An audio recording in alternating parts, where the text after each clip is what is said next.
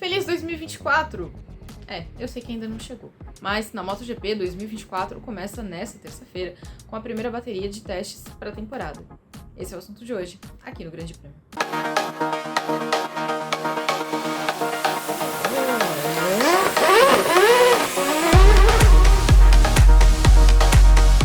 Eu sei, a gente ainda tá em novembro, ainda tem um pouquinho de 2023 pra gente poder finalizar, mas na MotoGP o ano começa quase que de imediato. Terminou um campeonato, na virada já é o outro.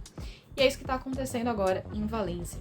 As equipes da MotoGP, como já é tradição, por sinal, ficam no circuito Ricardo Tormo para testar ali nas configurações de 2024.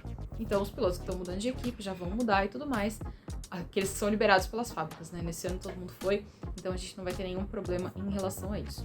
Mas a grande curiosidade reside num rapazinho chamado Marc Marquez. 6 vezes campeão mundial, né, da MotoGP, ele trocou a Honda, depois de 11 temporadas, para correr com a Gresini, uma equipe satélite da Ducati. Exatamente por isso, né, porque ele queria uma Ducati, a melhor moto do momento. Marques disse várias vezes que ele tem essa curiosidade de saber como que ele tá fisicamente, se ele ainda é competitivo, daí a necessidade dele de ter um contrato de 1 ano, mas o fato é que tá todo mundo de olho nesse treino para saber o que vai acontecer com o Marc Marquez, qual será a performance de Marc Marquez na Gresini. A gente ainda não vai conseguir ter as primeiras impressões do Marquez em relação ao Desmosedic. Por quê? Ele foi liberado pela Honda para testar, é verdade, mas o contrato dele vai até o final do ano. Então ele não pode simplesmente chegar por aí e falar assim, olha, a Ducati é isso, a Ducati é aquilo, a Ducati é melhor que a Honda. Ele não pode fazer nada disso. Então, pra gente saber ouvir de Marc Marquez o que ele achou da moto, a gente vai ter que esperar até o próximo ano. Mas a gente vai ter um indicativo de onde ele vai terminar, qual vai ser a colocação de Marc Marquez na tabela. A minha aposta é que ele lidera. Porque assim, né, o Marc Marquez tá faminto, ele tá desesperado pra ser competitivo, pra achar uma moto que ele consiga expressar o potencial dele.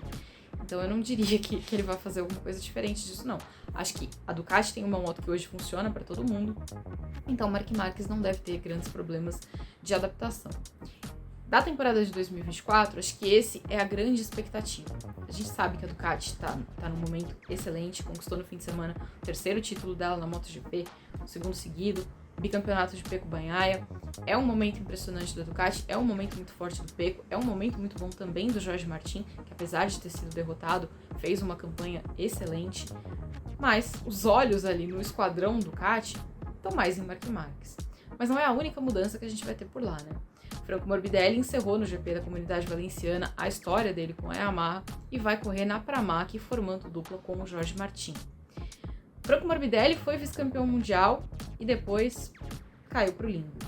Mas a dificuldade do Morbidelli caminha junto com a dificuldade de performance da Yamaha. Então é também mais um piloto que tem total condição de virar a chave, virar o jogo assim completamente. Porque ele vai poder recuperar a competitividade dele tendo um equipamento forte nas mãos. Ele teve uma boa exibição no Ricardo Tormo, a Yamaha até ficou animada ali com o resultado que ele teve.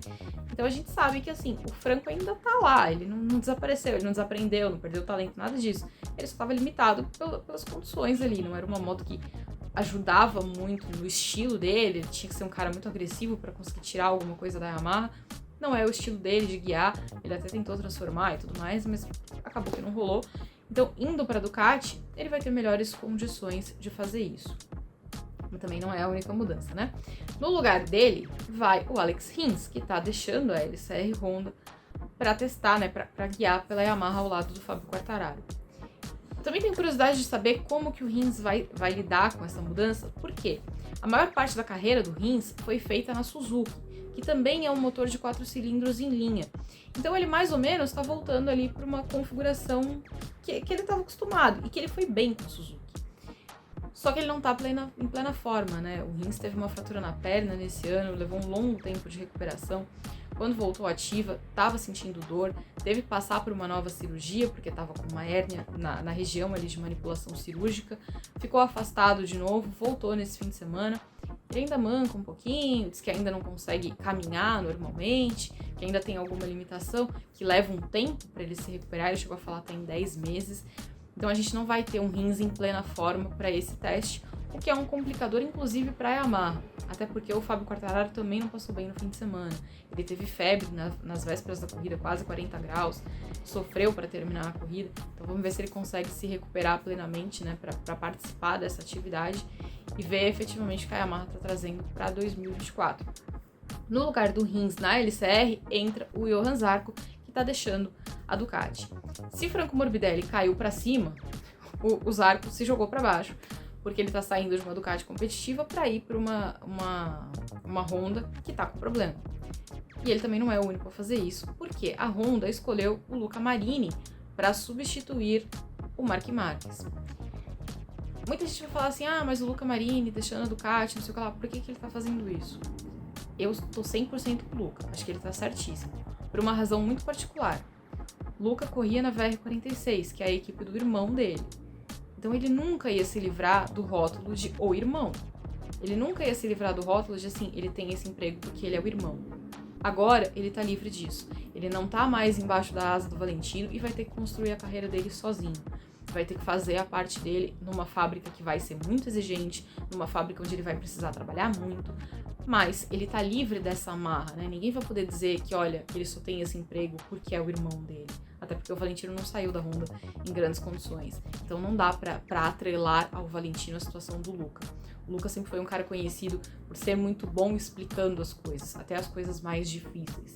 Todo mundo sempre valorizou, se você vê a imprensa falar sobre as conversas com o Marini, todo mundo sai de lá entendendo o que ele tá falando, mesmo que seja a coisa mais difícil, porque era uma facilidade dele, era uma coisa natural pra ele. Então acho que daí é uma boa escolha pra Honda. Mas tem uma outra novidade, né, pra 2024, que tá todo mundo também bem curioso pra saber, porque Pedro Acosta vem aí. Tubarãozinho foi campeão da Moto2 e aí chega pra compor ali a família KTM, vai correr na GasGas Tech 3.